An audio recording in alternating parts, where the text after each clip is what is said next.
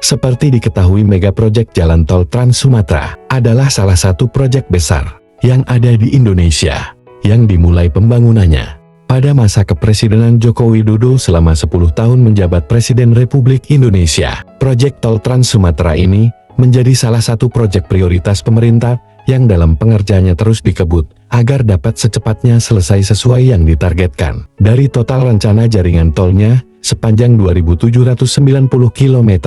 Adapun di masa kepemimpinan Jokowi yang akan habis di akhir tahun 2024 ini, tol Trans Sumatera ditargetkan sudah terbangun sepanjang 972 km.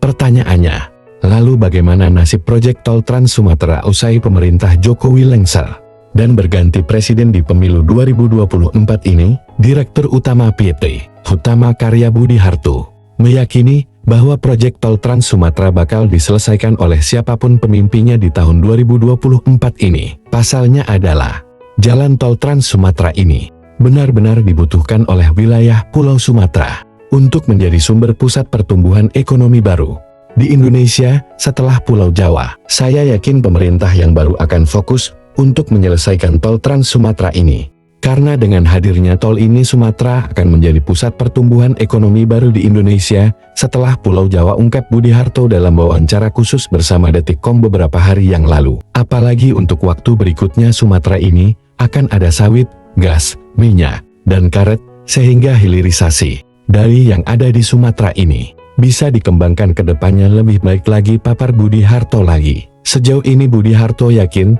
dengan adanya tol Trans Sumatera, dampak-dampak tumbuhnya ekonomi mulai terlihat. Saat ini telah terbukti peningkatan penambahan sambungan listrik baru di daerah-daerah dekat gerbang-gerbang ruas tol Trans Sumatera. Menurutnya penambahan itu membuktikan adanya indikasi ekonomi bergerak.